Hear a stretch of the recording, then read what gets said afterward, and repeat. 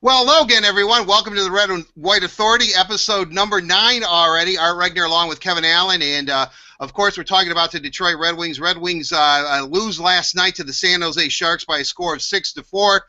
They were behind 19 seconds into this game. After the game, Mike Babcock, although, there were a lot of defensive turnovers and defensive lapses, which we've touched upon before in the Red and White Authority, he pretty much...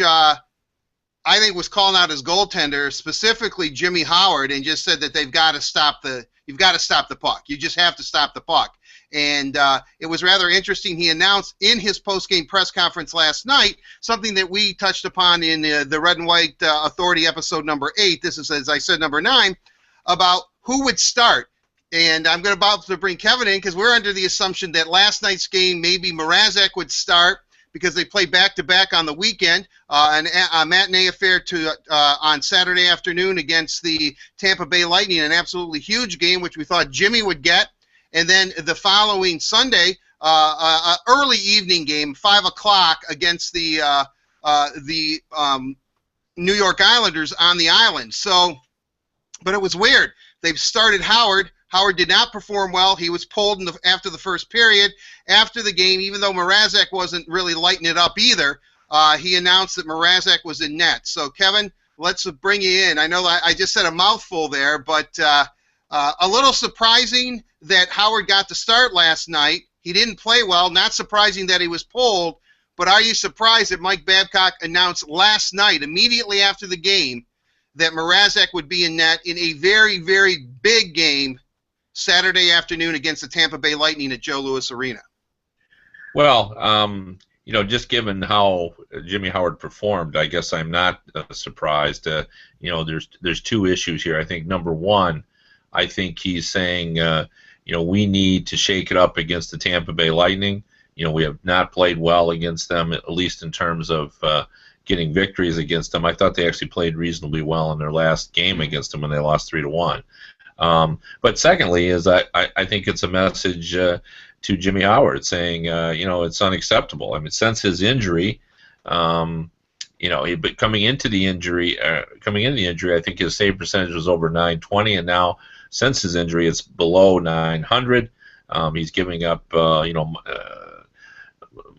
several more goals than he's given up, previous to the injury, and I think his lack of confidence was really evident again in last night's game. Like, on those goals, you can talk about the turnovers, but it just looked like he was leaky in situations where, from the goal behind the net, was that his fault? Well, probably not. I mean, the puck shouldn't come out there. But he didn't seem to be prepared. I mean, the top goalies in the league, anticipate there's going to be problems, and, they're in the right position, they're closed up. And, he was open, and the puck sort of slid right through him. And we've seen a number of those goals that have just sort of leaked through him, which tells you that his position isn't tight, since he's come back for injury. And Mrazek, as you said, wasn't perfect. But, he looked confident, he looked aggressive. And I think at this point, because the Red Wings clearly are reacting to Howard's poor performances. They're not playing at their highest level because I think their game is off because they're trying to compensate for the fact that Jimmy Howard's game is off. I think they're not playing as well. So this seems like the right decision at this point. You get Mrazek in there, against Tampa Bay and see what he can do since the team has not had success, and then you can decide what to do. You can either go forward with Mrazek or you can give Howard an opportunity to redeem himself. Well, let me ask you, let's go back to our last, because we had a rather lengthy conversation in the last episode of the Red and White Authority. Let me ask you, were you surprised that Howard got to start last night? Well, yeah, a little bit I was, because I thought that, like we had discussed, it would be the perfect opportunity to give Mrazek the start and then bring Howard back against the good team and give him a chance to sort of redeem himself, and then you can have Mrazek come back on Monday, and then everything is still sort of the same. So by this way, you're already opening up the possibility of a goaltending controversy, because if Mrazek plays well on a Saturday against Tampa Bay, you almost feel like you got to come back with him Sunday now against And now the Islanders on Sunday afternoon. So it'll be interesting. But I think this also is Mike Babcock saying, look, we're not guaranteed to make the playoffs, and I got to figure out a way to do that. And Jimmy Howard is not playing well. I mean, they've scored a lot of goals in these last two games and have nothing to show for it. I came in saying they had to get a minimum of 4 points out of their 3 games against Arizona, San Jose, and Tampa Bay, and they've got no points. And they got to play Tampa Bay, who they've not had any success against. So I think this is probably the right move. It's probably not the direction. And the other thing I'd bring up is maybe Babcock had sort of been thinking about the idea that since Howard had not had success against Tampa Bay, to try Mrazek against the Lightning as well, and now this just gives him the opportunity to go in that direction.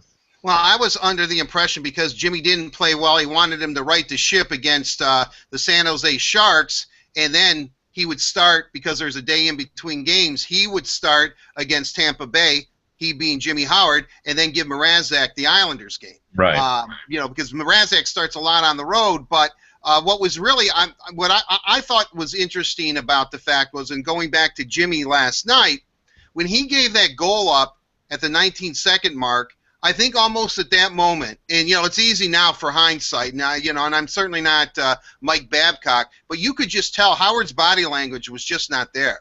It was just not there. I mean, he looked crestfallen, I guess, and he looked defeated. And at that point, and I think that there were times during that first period, and I think there was one shot that Fox Sports had where he was talking to Tony Granato, thinking, almost asking him, what do you think we should do? We're going to have to do something. Should we do it now? And then they waited till the end of the period. It was rather late in the period. Chris Osgood also said that he believes that Mrazek starting these 2 games last night on the post-game show on Fox Sports Detroit. He said, look, these next 2 games are Peter Mrazek's, and if he plays well, with Ottawa and Boston coming to the Joe next week, and then that odd game against Minnesota a week from tomorrow at Minnesota, as I said, could it be possible that Peter Mrazek, if he plays well, could be the Red Wings goaltender the remainder of the season, even though Babcock has said Jimmy will get an opportunity? Hey, they're only 5 points out of not being in the playoffs. Let's put it that way. So what are you going to do, I guess, is what I'm trying to say, Kevin. I mean, I think it's, Mike Babcock is not a warm, fuzzy kind of guy. He's all about winning. That's what he wants to do. And if Mrazek plays well this weekend, I'm not so sure that he's going to be quick to pull the trigger and let Jimmy try to rectify the situation in net. Well, I mean, Babcock sees the same thing we do, which is a real lack of confidence in Jimmy Howard right now. And I think, he knows fully that if by playing his goaltenders this way, that he's going to put himself in a position to, be forced to make a tough choice. But he said the other day, and I think that was almost like a little warning, saying, Jimmy Howard is the #1 goalie until he's not. Well, we may be getting close to the not, right now, because if you watch the, and I thought that Fox camera on Babcock and Granato was pretty telling, because I agree with you that he was saying he's perplexed. He doesn't know what to do. There's no handbook on how to deal with these situations. How do you get a goalie to regain the confidence that he clearly had before the injury? He's playing well, and I remember looking at his save percentage and noting that he was up there. Like everybody who's having a good season, the Holtbys, the Renes and everything, they're all in the 920 and above range in save percentage, and that's where Howard was. And now all of a sudden he's down near the bottom among the goalies like Niemi, whose future with the San Jose Sharks is probably non-existent. The thought is that now that his contract's expiring, that the Sharks are going to go in another direction. So I think Mrazek showed enough while Howard was injured that they view him as an alternative, and a quality alternative to Howard should he stumble, and he has stumbled. And now you have to wonder whether it's about that he didn't fully recover from the injury, or that he hasn't shaken the staleness that he had after being out for a period. But to me, what it looks like it's simply a confidence issue. Like, he just doesn't seem to be ready. Like when you're playing confidently and you can't see the puck, and I thought Chris Osgood made a good point. Howard always talks about being able to track the puck. It feels like he's not tracking the puck because even when he's screened, screening is such a regular part of NHL goaltending that all of them have figured out a way to sort of anticipate where the puck is going to be based on where they saw the guy last and knowing his movements and so forth. And Howard doesn't seem to be in that zone. Like the puck 19 seconds in that comes from the point. Yeah, was he screened? Well, maybe. But he's got to be able to be in a position to stop that puck or let it hit him. You just have a better handle on where that puck might end up. But right now, pucks aren't hitting him. He is not in that position, and has he been unlucky? For sure, but he's also not playing well. Right. Well, you said that, and even Darren Elliott. I think that's the good thing if you're a goaltending freak. That the two commentators in the studio, a lot of times, are Darren Elliott and Chris Osgood, both of whom have played net in the NHL, and they kept talking about his eyes. Look at Jimmy's eyes. He's not tracking the puck. He's not seeing it. He's not playing his game. A theory that's being bandied about, Kevin, and I've told you this story. I've said it many, many times. When Marty LaPointe first broke in the league, he told me that he learned about injuries from the standpoint is that he kind of lied and kind of came back too early because he didn't want to lose his place in the lineup. Especially those Red Wing teams, which, there was competition all the time. We all know Scotty liked to keep an inflated roster, so the guys that were on the fourth line, there was like 6 of them fighting for it in practice out of the 3 spots, and, some of the best hockey I've ever seen were those Red Wing practices. These guys were literally fighting for their ice time. But with that said, he said, but what he learned is when he came back, he wasn't ready to come back, and he re-injured himself, meaning that he was out even longer. So, he kind of learned, no matter if I'm hurt, no matter whomever is replacing me, no matter how well they're doing, I've got to make sure that I'm 100%. Do you think at all, because Mrazek has been such a hot topic here and has played extremely well, and then the Munster, Jonas Gustafsson did the same thing, that Jimmy is 100%? I know, and it looks mental to me too, but do you think that because of the way Mrazek responded when Howard went down, that maybe Jimmy was feeling a little bit of the pressure, and that because he's a hard worker, he wants to get back in the lineup, that either he's re-injured himself? Because last night on Twitter and Facebook, people were just bombarding me with saying he doesn't look 100%. I was trying to counter saying, well, I think physically he's 100%. Mentally he's not 100%. I think we're on the same page, but could he be hurt? Could he actually be hurt? Or he doesn't trust that he's recovered. Well, that's a good point. Yeah, which may be, again, I think that feeds into psychology because his movement doesn't seem restricted. If you look back to the game he had, for example, in Tampa, where I thought he was really, really sharp and he was moving well across the crease, it doesn't seem like he's unable to get from post to post. It just seems like his positioning isn't tight. He's leaky, as I keep mentioning, where pucks are sliding through him, and his positioning seems off, and he doesn't seem to anticipate what's about to happen, or as the Darren Elliott and Osgood said, his eyes aren't focused on the puck, and to me it's getting worse. I think he's now fighting the puck because he knows he's well aware that how the fans are viewing him now, and I think he's trying to be better, and it seems like it's just getting worse for him. And he went through this with the shootout, which in my mind was very similar to what he's going through now, where he was poor in the shootout, and he decided he was going to bear down probably, and then it got worse, and then he developed what I called the yips. Well, now that's what it seems like is happening here. He had a poor performance. He worried about it. He came in. He hoped to redeem himself. He did. Then he had two poor performances, and I'm sure Mike Babcock, when he said what he said yesterday, was thinking, look, he's not mentally ready. He's not back in the game. He needs some time to sort of figure this all out. But I would be surprised that a doctor would say that he's not. I mean, they all rush. They all come back as quickly as they can. But I would think that the injury is because he was in the time frame that was projected for him. That was that it's healed. But oftentimes I've had athletes tell me that they don't really trust the injury, and in his case, it's a groin. So you baby it a little bit. You don't give the same push off. You're just sort of ease into the move instead of ramming the leg over. So I mean that's all possible. But to me, it really does look like a psychology issue that he just doesn't trust that he is at the top of his game, and so his movements, he's second guessing himself even in mid move.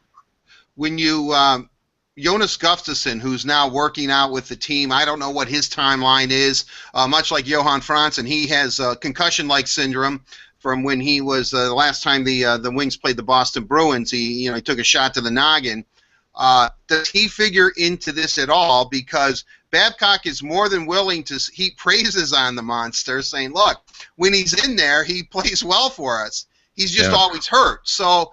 I mean, I'm not going to say the Red Wings are on the critical list or anything like that, but this is pretty serious stuff, and obviously goaltending is absolutely huge all year long, but especially this time of the year where you're positioning yourself for a playoff, and you want your goalie to be relatively hot in the playoff time because you need good goaltending play. I think, and I'm reading into this, I think that Mike Babcock is at a point is that come hell or high water, I'm going to find a goaltender, much like Jim Harbaugh is trying to find a quarterback at Michigan right now. Is that I'm going to get somebody, and it could be the Munster. I mean, hey guys, there's one spot open in that, and I'm going to open it up to all three of you. May the best man win. I mean, I know I'm almost repeating myself here, but has it gotten to that point yet? Because I saw in Babcock last night, from that shot with Granato on the bench to his demeanor afterwards, and I've been to plenty of Mike Babcock press conferences over the years, as you have too, and unlike saying, well, we did a lot of good things, because they did score a lot of goals last night. I mean, they kept coming back, but he looked angry, confused, and pretty bound and determined that this was going to be fixed, and he's more than willing to do whatever it takes. Yeah, and I think the Red Wings probably have to feel fortunate that they have some options, right now. And I think it's time. Given the situation, like the Red Wings were fortunate last night that, 6 of the teams who were in the sort of a playoff race in the Eastern Conference all lost. The Ottawa Senators lost. The Bruins, I think they lost a point, but they didn't win. Right. Yeah, they lost in overtime, right? So they got some help there, but the situation now, it's not dire, but it's now plausible that they could slide out of the playoffs. They do have to right the ship, and I think it's time for Mike Babcock. I'm sure this is what he's thinking, to embrace the time-honored coaching strategy of writing who's ever the hot goalie. I think you're absolutely right, and they have 3 goalies as long as the Gustafsson is being as close to being ready to play, and the way I view Gustafsson is that he's kind of like a 270 major league hitter, where he's above average, he can help you, he can win some games, but Mrazek we know is a home run hitter. This is a guy who's capable of coming in and stealing a series, in my opinion. Now he hasn't done it at the NHL level, but he's a guy that can get really hot. And he can pitch a shutout. He has a championship pedigree earned at the AHL, and this, of course, is the NHL, which is a much higher league. But he has that ability. He is he can be a difference maker, and I'm sure that's in the back of Babcock's mind. That, hey, look, I've got this option here, and it would be a roll of the dice because he's not experienced in the NHL playoffs, to be sure. But if Howard is not playing well, that's not a good option, and you don't have the time to have him ease back into it. And clearly, I mean, anybody who watched the game, the Red Wings are playing differently now in front of Howard because they're worried about it. And the greatest lie that players often tell is, "Oh, we play the same no matter who's in net." Well, that's never true, And when they sense their goalie is struggling, it affects how they play the game. And I think to me, they're playing pushing the puck up, they're constantly trying to get goals because they're giving up too many goals, and then of course that hurts them on the defensive end. They continue to be sloppy back there. So I think the Howard mental issue is having an effect on the entire team. Well, I agree with you. I mean, when you go down in a game in the first 19 seconds, the first shot goes in, and granted it was off a turnover. I mean, you could just see the Red Wings being deflated. I want to get back to a thing. So, I mean, I think we're both under agreement here. Just to kind of wrap up the goaltending thing, I'm sure we'll go back to it. Is that Mike Babcock at this point, who's ever his best goalie is, whether that's Jimmy Howard or Peter Mrazek or Jonas Gustafsson or Art Regner or Kevin Allen. We're going to be in net. Somebody, that's where they're at right now, right? Yeah. I don't think the fans would be happy if I was in that. So. Yeah, well, who knows? I mean, we might not be tall goalies, but I think we can cover the width of the net, you and me, Yeah, Kevin. for sure, absolutely. We don't have to move that much. Anyway, Henrik Zetterberg said something really interesting, I thought, in his post-game press conference, is that we're trying to do too much. Whenever a player says that, the translation is that we're not trusting one another to do our job, so we're trying to do the other guy's job, which always leads me to be making mistakes because I'm not doing what I'm supposed to be doing, and that it's kind of a pile-on effect right now. In net, they're not getting the play that they deem they need, obviously, and so what you have now is defensemen probably trying to do. Not thinking it through too much, trying to get make the home run pass or do something that takes them out of their comfort zone. Then you have the forwards then thinking about it like, oh, our D's making a lot of defense. I got to concentrate on this aspect. And then before you know it, no one's playing their game. And I thought that was pretty telltale. And I guess the situation, Kevin, and I know we keep asking this question over and over, if Z is right, and I believe he is, how do you regain the trust? How do you regain trusting your teammate when it appears the only way that may happen is if they get a goaltender who can go in there and pitch a shutout? Yeah. Well, one of the problems with hockey is this. When you're decide to take an offensive chance, you can always convince yourself in your own mind that you can get back. Well, I can pinch up, because I'll get back. I skate well enough. This guy out here is slower than I am.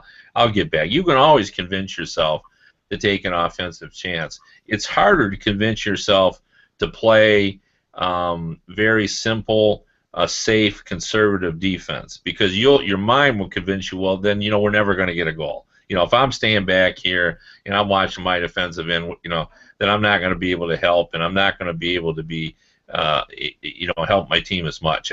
I think it's just easier to play offensively than defensively, and I think that's what the Red Wings are trying to do. They're pushing so hard for goals now because they think they need them that they're not mindful, and it's just what I've said before. At the start of this season, simple defensive play served the team well for two reasons. One, it kept the goals against down. And I think when they play that style, they have such talent now up front that if they just get the puck into the neutral zone and do it quickly, the guys up front can do the rest. It's when they start to think, okay, I've got to help the thing along by moving the puck up and taking chances and pinching in, that's causing all the issues. Like Mickey Redmond said it on the telecast. They're too sloppy defensively. And I think that's where it still has to start, and I think that's what Zetterberg is talking about when he says they're trying to do too much. They're trying to create too much offensively when really they just need to play a simple game. That's how you get out of this mess, is to just play a simple game and go in thinking, okay, this is a playoff game where I got to be able to win it 1-0 or 2-1. And you go in and you concentrate on, okay, our main objective is just to get the puck out of our zone because the Red Wings have had the puck, but every time it seems to get into the zone, it seems to be going in the net. So they've got to keep it out of the zone as much as possible. And I think the way to do that is just play a simple conservative style, and I still think they'll score a lot of goals. Well, it's interesting. When we've looked at the Red Wings, after they get shelled in Philly, they go against Pittsburgh and play a great game. Although you did caution everyone and said, Pittsburgh isn't playing very well right now. So, I mean, did they really play themselves out of this slump? And then, of course, they had the back-to-back in Florida where they dropped. But then they play a really gritty, tough game against St. Louis. Then they come home. They get a point against Arizona because they lose in overtime. Then San Jose. But I'm looking at their schedule. They have 9 games left, Kevin.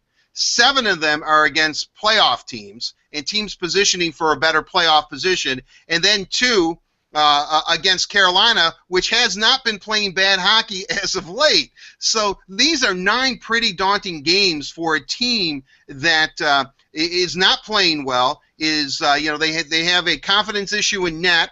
They have guys, as we said, trying to do too much, because of maybe it all goes back to not having a goaltender you don't have confidence in, so you think you need as many goals as possible, which takes you out of your element, which does not simplify your game, as you said. And now, when I look at it, Riley Sheahan goes down, Eric Cole is down, Pavel Datsyuk may come back tomorrow.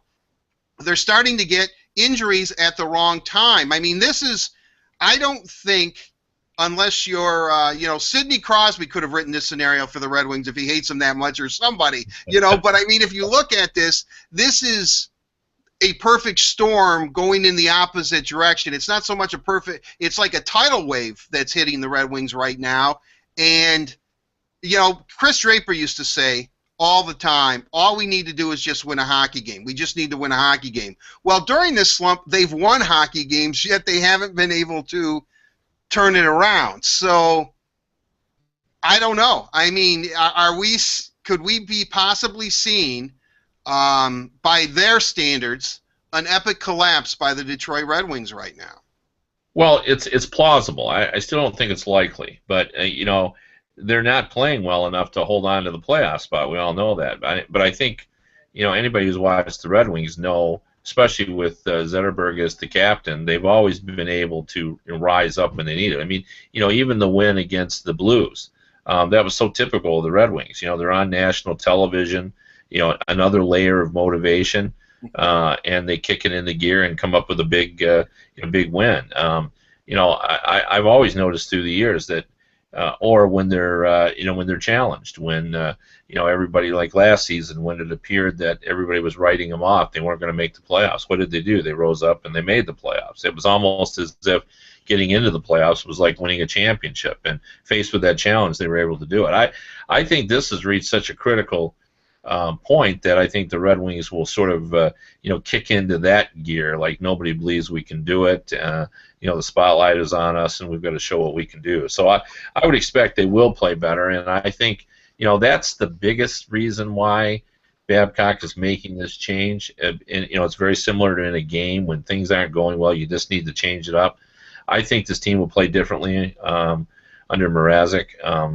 In front of Mrazek, I think they're going to expect that he's going to play a big game because he's a cocky player, and I mean that in a good way, a very good way.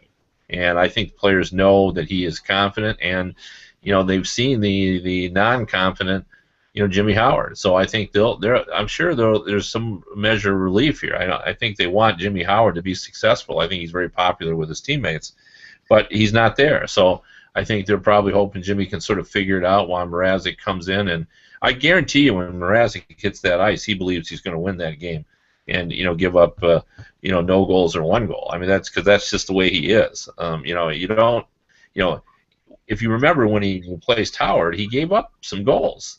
But what really I thought proved to the Red Wing brass that he could be an NHL goalie is how he responded to that. Like, that one bad goal doesn't lead to a second bad goal. Like he digs in and he gets up the soft goal, and then suddenly he can still win that game. He doesn't give up the second and third goal, and I think that's what we've seen with Howard is he gave up that 1 goal, and then it was 2 goals, then it was 3 goals. Like it just seemed like he sort of expected to give up goals at that point, and he did. This month started off with an impressive win against the New York Rangers, who maybe at this point, Kevin, I don't know where you stand on this, could be the best team in the NHL. Yeah. I mean, the way that they're playing.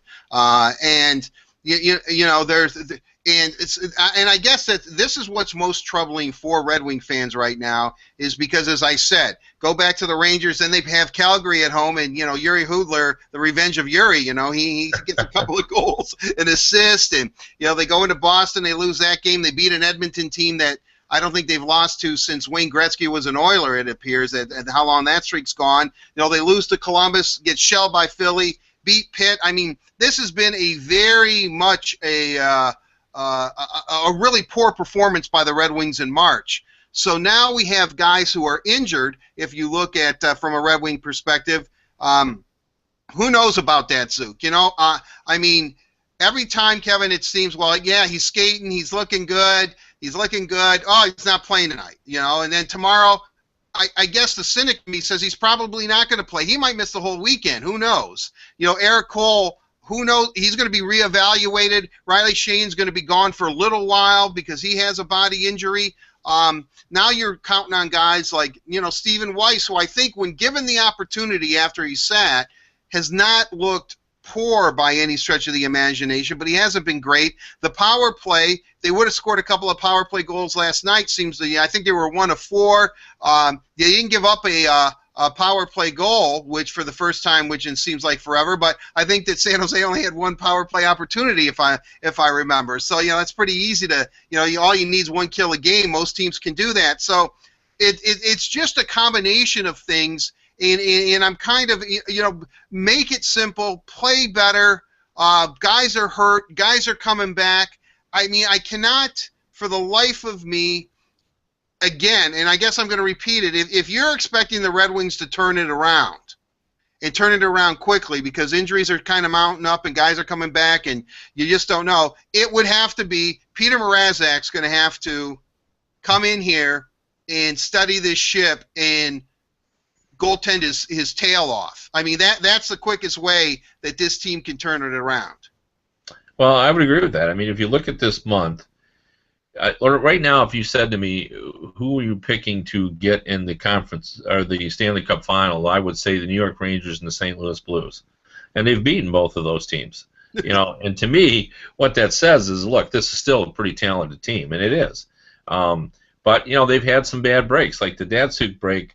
You know, I think, you know, around the league they may look at that and say, well, you know, Datsuk is in the twilight of his career. But, you know, Datsuk, when you look at the new enhanced stats on NHL.com, when you look at the Red Wing guys who are leading or among the leaders in puck possession stats, and that's, you know, basically, you know, shots for while you're on the ice versus shots against your team while you're on the ice. You know, Datsuk, Tatar is the only guy that's, you know, above Datsuk. I mean, Datsuk has been had a real effective season. So having him out down the stretch here, especially when the team is struggling, has you know, been costly as well. But I still think all of the issues really center on what's happening in that blue paint. And I agree with you that Mrazek, you know, because he is a difference maker. Like you talk about the prospects, you know, Larkin, Mantha, but Mrazek is, you know, around the league is viewed as, you know, a high-level prospect. You know, now he's had some games, so, you know, maybe now we have to call him an NHLer, but, you know, he's not that far removed from being the Grand Rapids goalie. But I think everybody in the league thinks of him as a guy that can step in and, you know, play at a very high level. And I think Babcock's thinking, you know, this is a home run hitter who can come in and win a game for me, and I think he can. You know, when I watch I try to, you know, read the national press, shall I say, and, you know, watch shows on the NHL Network or what other cities are talking about. Of course, today, David Booth and Phil Kessel wrestled in practice, so that was the big story, of course, in the NHL. And they weren't kidding. But aside from the troubles of the Leafs, which, you know, are never going to go away no matter how pathetic they are, no one seems concerned about Detroit. I mean, I've watched, you know, for weeks now, and, you know, the Red Wings aren't playing well. I don't know if it's the Babcock effect because they've made the playoffs 23 consecutive seasons, because of the veteran team, because everyone says, listen, Detroit plays a brand of hockey which is successful, and that's what they're going to do. There's just a natural assumption. So are we in Detroit overreacting to the Red Wings play, considering it doesn't even seem to get a pulse on the national vibe about what's going on in this league? Well, the only problem is this is coming at a time when the Ottawa Senators, next to the New York Rangers, have been the best team in the league. So that they're coming up, and they've had a hot goalie in Hammond. So that's that's been a storyline. The collapse of the Bruins. There's a chance that I think everybody saw them as being a contender in the Atlantic Division, and they may miss the playoffs. So there's been a lot of strong playoff races, and I think because of that, and also I think the wild card. I know this sounds weird, but I think the way the wild card is structured, and maybe it's true in other sports as well, it's a little bit complicated sometimes in your head to sort out the permutations. Like, if they slide out of third place, that puts them in a mix then with the Washington Capitals and the Ottawa Senators who have that spot. And I think sometimes, you don't sort of concentrate on the point totals there. Like, you see that in the West where the Kings, most people are looking at them sliding into the wild card, but they actually can slide into third place. So I think the wild card always makes it a little bit so challenging if you're just a casual fan to sort of sort that out. And I think that's been one of the issues as well, that they see them in third place and the perception is, okay, well, they have to slide into the wild card and then slip out of the playoffs. But that's we're not that far away from seeing that happen. So they were fortunate yesterday because so many teams lost and didn't get the full 2 points yesterday. So the situation could be worse had Boston won their game and Ottawa won their game. Then we really could be in a dire situation. But I think there is a lot of trust around the league in the Red Wings' ability to get into the playoffs. That's just what the Red Wings do. It's playoff times. The Red Wings are there. Just what slot are they going to be in? But it is a different situation than fans in Detroit are accustomed to, because now the Red Wings of late are sliding into the playoffs as opposed to being a legitimate contender. And I thought a month ago the Red Wings were a legitimate contender. But if we watched them last night, do you see them as a team that could beat the Tampa Bay Lightning or the New York Rangers? Could they beat any of the teams in the West, or even the Montreal Canadiens with Carey Price? Not the way they're playing. They have to pick up their level of play, or they're going to be a pretty easy out in the playoffs, even if they do get there. Well, I mean, and if that happens, then there's a whole lot of questions where you would have to think that maybe Ken Holland might have to reevaluate his roster. The Red Wings have hung their hat on having a couple of really solid players to build around. Maybe in their glory days, I mean, they had a wealth of players. I mean, Yzerman, Fedorov, Nick, Vladdy until the tragic limo accident. I mean, they had some really core players, and now they've always kind of hung their hat on Datsuk and Zetterberg. But I think we're finding, as parity in a salary cap league, it's great to have two world-class players, and I think by all accounts, Zetterberg and Datsuk are, and they have some nice young players, but if they somehow don't make the playoffs or are an easy out, I think that this offseason, which we thought was going to be interesting, could be almost historic, depending on how they view this franchise and players that they move, players that they're going to bring in, and maybe camp out at Dylan Larkin's home and beg him to, if he decides to go back to Michigan, to sign a contract. I mean, we could be in a strange sense, and sometimes Father Time supposedly creeps up on all of us. One day we're feeling great, and then you look in the mirror and you go, "Oh my God, who's that old man in the in the mirror?" I mean, and bam, it just sort of happens. If they don't make the playoffs, could we finally? Because their demise has been predicted for decades now, it seems like. Could we finally see the Red Wings and Holland taking a real serious look at this team and making some changes and making some mega moves just to change the chemistry up? I'm not saying they're going to get rid of Datsuk and Zetterberg. That I don't mean. But perhaps try to trade Jimmy Howard, or bring in Dion Phaneuf, or go for, I don't know, the free agent class doesn't seem to be all that great this year, but, I mean, could this transition that we thought would be with their own young players, could it be more of a transition where they're going to, a shake-up transition, as opposed to the transition where they usually have, they just kind of draft well and, the ball keeps rolling? Yeah, no, that's a great question, and we won't be able to answer that until we see what happens here.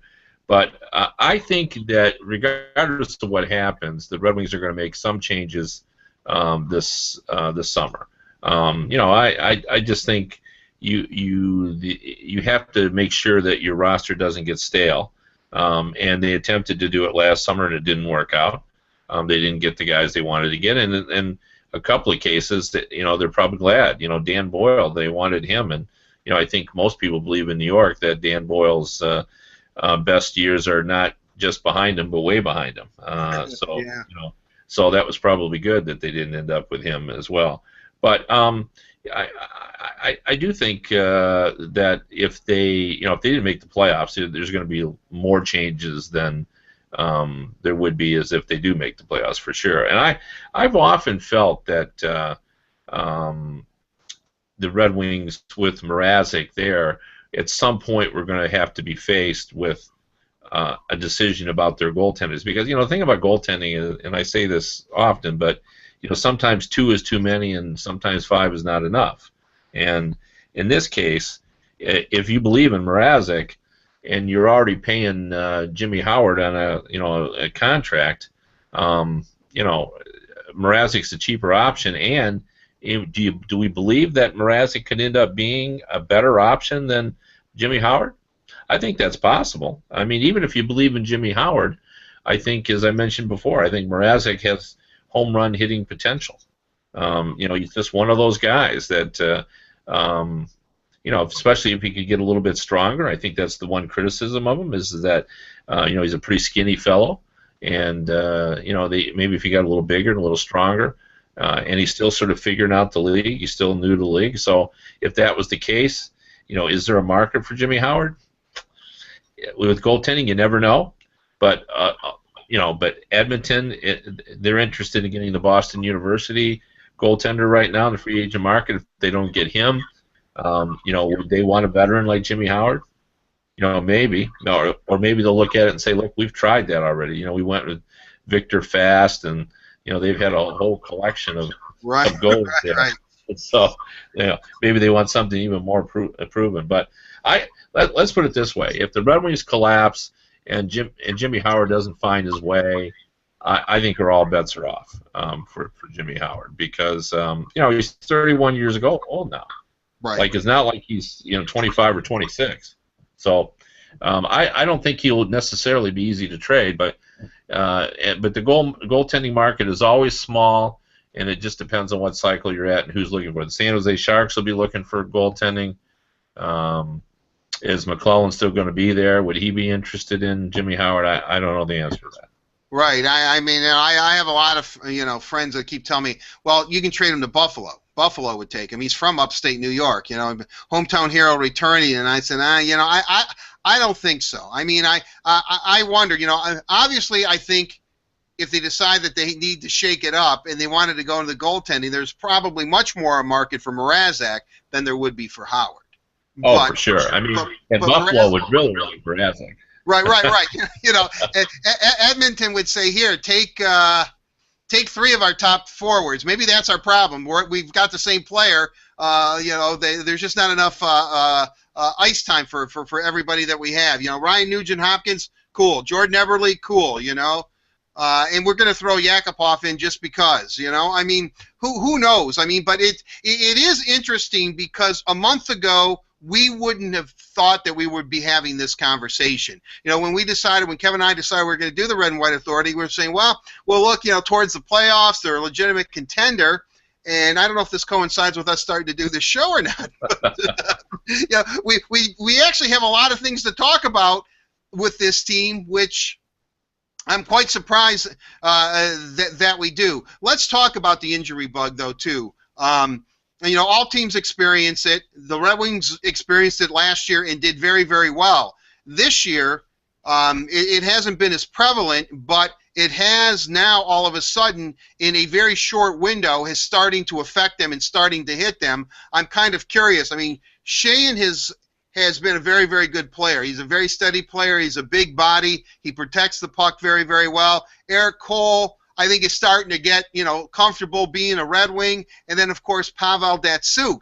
I guess sometimes it isn't the amount of injuries you have, it's who you have it to and how long they're out.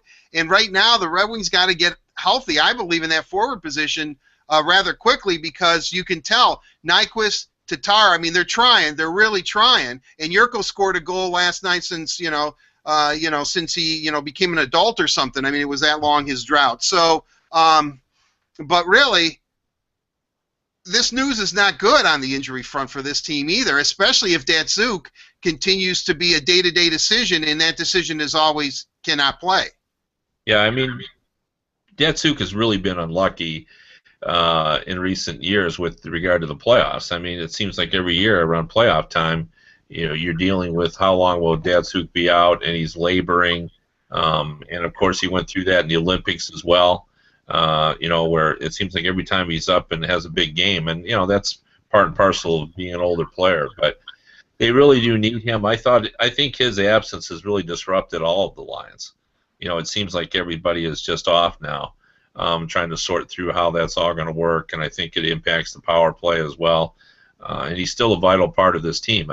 You're still in that transition period as Tatar and Nyquist figure out how to lead a team offensively. I think ultimately there'll be guys who can do that, but right now this is still Datsuk and Zetterberg's team, and they need both of those guys. And when this team looked like a real legitimate contender, everybody was going well, and they didn't have injuries that were undermining their progress.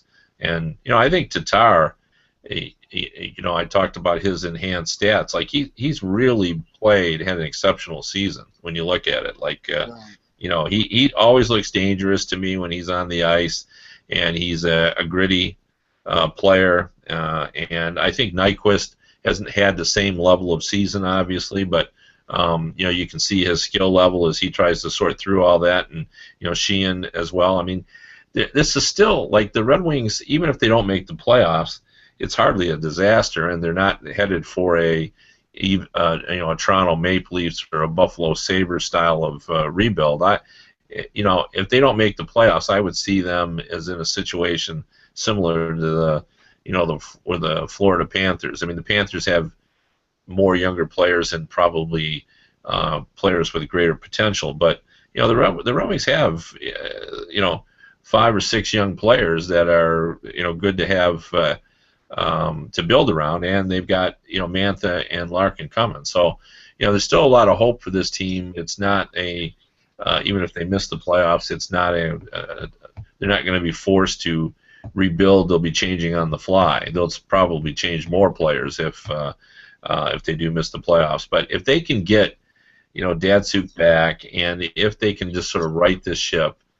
And the other thing we need to point out, and Ken Holland points this out all the time, and those who've watched the Red Wings for years understand this. There have been times when the Red Wings have been playing really well late in the season and gotten bounced to the playoffs, and there has been a time when they weren't playing well at all, and they've had great playoff runs. So, even though we believe you got to be playing well at the end of the season, history says that, you can still sort of pull it together. However, the cautionary tale is, I don't remember a time when the Red Wings had goaltending issues quite like this. Maybe I'm wrong, but this is a worrisome situation with the goaltending when you have self-doubt in your number one goalie and seemingly a lack of confidence with fewer than 10 games to go. Yeah, I mean, I couldn't agree with you more. I mean, I think that even though the Red Wings, and rightly so, I mean, they seem to be getting a lot of the benefit of the doubt. Not maybe so much here in Detroit as of late, but certainly, as I said earlier, on a national scope. What I find interesting now as I'm watching a Red Wing game is that I long for number 8 to be out on the ice all the time. Justin Abdicator has elevated his game, and obviously Darren Helm too. And we've talked about these mid-level Red Wings, and I know I said that it might come as easy as Mrazek just has to start stealing some games and winning some games. This weekend against Tampa Bay at home, and then on the island against the Islanders on Sunday would be great. Yet I shudder to think where the Red Wings would be if Justin Abdicator didn't have like a phenomenal month of March, and that Darren Helm, even though he was hurt for some of this, has seemed to pick up where they left off. And those are kind of a forgotten guys too. But obviously, if they're going to pull themselves out, Abdicator and Helm still have to, I think, are going to be maybe those forwards besides Datsuk and Zetterberg, who do it every game. I'm not knocking them, as I said, but those could be the two key guys up front for Detroit at this point.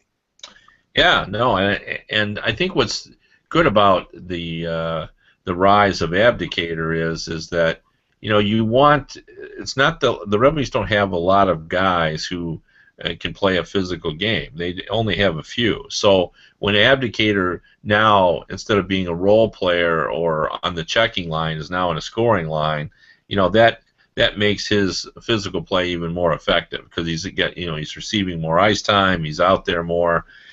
He's playing against the better players. So he's playing physical against top players in the league instead of third line against third line. So. His rise is fairly significant, and I think fits into the idea that the Red Wings would like to get a little bigger. So having a guy like Abdicator, who is a really strong player, he's broad-shouldered and will play a physical style. I think that's had an impact on the team. That top line is harder to play against when he's part of it. Well, I think the thing that's interesting, and Luke Glendening and Justin Abdicator say this, they almost bring, and I think Tom Izzo would love this too, they almost bring a football mentality to hockey. That's why, I don't know if I was reading somebody, NHL player, anonymous NHL player said that, Glendening is a guy they just keep beating on. And he just keeps receiving it and takes it. But that's because, he told me he misses the contact of football. So, those guys' mindset, they're not the biggest guys, yet they've been taking hits all their lives playing football, more or less, and both being, and Luke Glendening was an outstanding football player. So, again, it comes down to, I guess, toughness. And the toughness seems to be there, and they seem to be a tough team to play against. The thing now that we have to turn around, or that Detroit has to turn around, that they have to turn around, is that they somehow mentally have to turn it around, and collectively they all seem to be on the same page, or not on the same page, but not on the right page. They seem to be on the wrong page, and they're all on it together. So with that said, let me now look at this Tampa Bay game. Am I being melodramatic here, Kevin? Is this the biggest game of the season tomorrow at 2 o'clock at Joe Louis Arena? Last week we said the game at Tampa was going to be a statement game. Now the Red Wings, a little over a week later, get them in their own barn. They haven't beaten them. They're not playing well. But then again, even if they win, is this another St. Louis or Pittsburgh or Rangers game where you think they finally are getting it together and it just isn't happening for them? But again, how big tomorrow's game? They win that game, they go to the Island feeling good about themselves, even when the Red Wings had great teams, the Islanders always seem to have their number. But with that said, how big is tomorrow's game?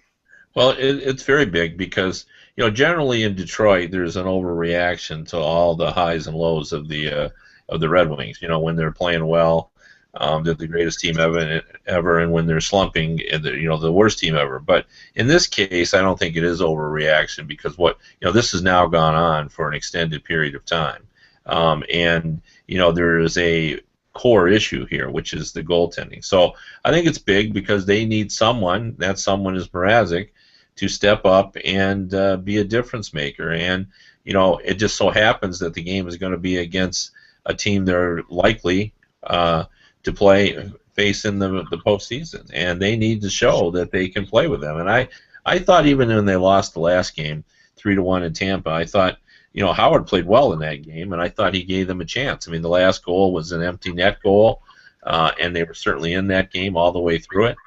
And I think this is an opportunity for them to show. I don't think if the Red Wings are playing well, I don't think that Tampa Bay is going to dominate them. If you played 10 times, I think they could beat them 3 times. And that's really all you need in a playoff series, because we all know the history of upsets of lower seeds beating higher seeds in the postseason. Like this, it happens routinely in the NHL. You know, I know you wrote an excellent story for USA Today about the state of the game in Florida. When you were talking to Steve Yzerman, and I know you didn't talk to him a whole lot, did he ever bring up the Red Wings or give you an opinion of this Red Wing team? Or, I know he's been away now for several years, but he's obviously familiar with some of these players. He's very tight with Z and Pavs. I mean, he loves those guys. Has an enormous amount of respect for Nicholas Cromwell. Did he give you an idea of how he views the Red Wings? Because maybe if we kind of end our podcast today with the words of Yzerman, kind of even though he's Tampa Bay, assuring Red Wing fans that they're a pretty good club, or did you ever get that far with him? No, we never talked about the Red Wings, but what I would say is I'm pretty sure Yzerman thinks his Lightning team is better than the Red Wings, which it probably is. I mean, if you look at that defense he has put together now, it's a much more mobile defense, and they have some star power with Victor Hedman rising up, and Garrison's had a good season, and Stralman. I mean, there's the guy. Maybe the difference last summer when the Red Wings didn't get a defenseman, like Stralman would be a real natural fit on the Red Wings defense right now. He's a much better offensive defenseman than he showed in the Rangers because he didn't have that opportunity. He's a Swedish player. He would have fit well here, and he's really a strong defensive player. And he's had just an incredible season. And had the Red Wings gotten him last summer, were they interested in him? I don't recall specifically, but I'm sure they were interested in all free agent defensemen. But he's really made a difference on the Tampa Bay defense. So I think the bottom line, and we close this way, is the Red Wings still have a lot of talent. They have the talent enough to be a contender, but they're not at a position where they can not be firing on all cylinders and still be successful. A team like the Blackhawks, a team like the New York Rangers, they don't have to have everything going perfectly in order to win. I think the Red Wings do need to have everything going well, and what that says to me is they have to be playing simple, consistent defense. They have to have quality goaltending, and I think the offense will take care of itself because they have enough talent up front. Kevin, when one of the criticisms the last couple of years against the Red Wings, specifically Ken Holland at free agent time, is that he doesn't get anybody. And I think we know, and they wanted Stralman too. You're right about that. Is that they're making offers to all these guys. And the factors, the lay of the land is a little bit different. It's almost like college recruiting now. Family is a big issue. The money is basically the same because of a hard cap. Do you believe that there are, and again, I'm not sure, and I'm only going off the top of my head, I'm not so sure that this is a vintage class of unrestricted free agents that will happen on July 1st of this year, but do you think the Red Wings still are an attractive destination for free agent talent? Well, I think people had the wrong assumption last season with regard to why the Red Wings didn't get players. Everybody talks about, that it was the arena, or people don't want to live in Detroit, or so forth. But it's the simplest explanation, and that is last summer the Red Wings it was a difficult read of where they were, and with regard to being a contender. They barely got into the playoffs. They lost, in the playoffs in the first round, and compare that to Tampa Bay. Even though they were swept in the first round, but they look like a team on their way up. The Red Wings are a bit of a mystery team.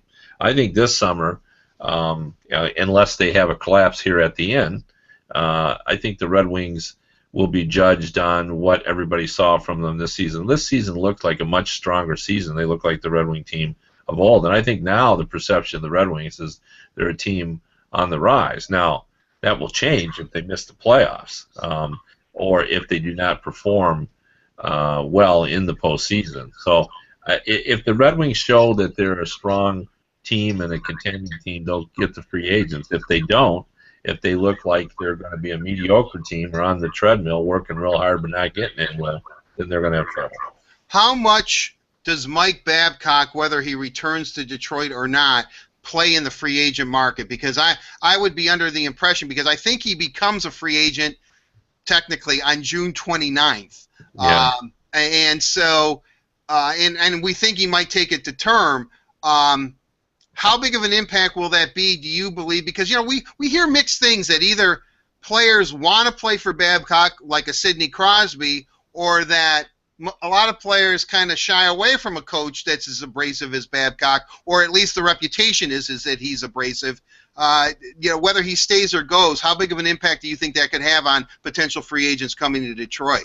Well, I think some free agents might look at it as if he's leaving, he doesn't like the potential of this team. Right. I don't think that's necessarily true, but some people may read it that way. So I think it could have a negative effect. The top players around the league, because most of them were in the Olympics, most of them have very high opinion of Mike Babcock, and I think that sort of filters down. I did a poll at the media tour last September in New York, and all the top players were there, and I asked who the best coach in the league was, and Babcock won it.